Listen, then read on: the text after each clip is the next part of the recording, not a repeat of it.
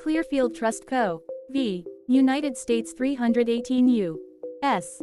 363 to 371, 1943. Governments descend to the level of a mere private corporation and take on the characteristics of a mere private citizen.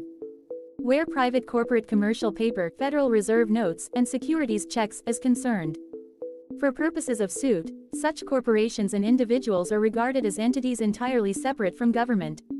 Quote, "What the Clearfield Doctrine is saying is that when private commercial paper is used by corporate government, then government loses its sovereignty status and becomes no different than a mere private corporation.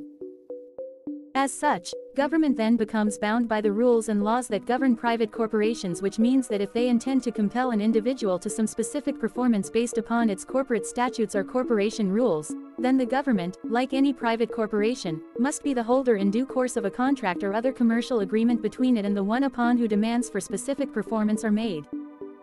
And further, the government must be willing to enter the contract or commercial agreement into evidence before trying to get the court to enforce its demands, called statutes. This case is very important because it is a 1942 case that was decided after the United States Corporation Company filed its Certificate of Incorporation in the state of Florida July 15, 1925. And it was decided after the corporate government agreed to use the currency of the private corporation, the Federal Reserve. The private currency, the Federal Reserve note, is still in use today. For corporations are not and can never be sovereign. They are not real, they are a fiction and only exist on paper. 5. Therefore, all laws created by these government corporations are private corporate regulations called public law, statutes, codes and ordinances to conceal their true nature. Do the judge and your lawyer know about this? You bet they do. 6. Since these government bodies are not sovereign, they cannot promulgate or enforce criminal laws, they can only create and enforce civil laws, which are duty-bound to comply with the law of contracts.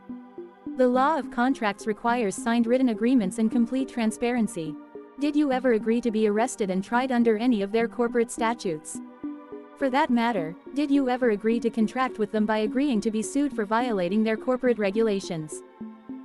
8. Enforcement of these corporate statutes by local, state and federal law enforcement officers or unlawful actions being committed against the sovereign public, and these officers can be held personally liable for their actions.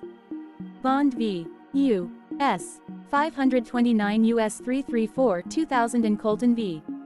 Kentucky 407 U.S. 104, 122 1972 United States v.S. National Rockland Bank 1940. 35 F. Sup. 912 Also Cook v.S. U.S. 91 U.S. 389.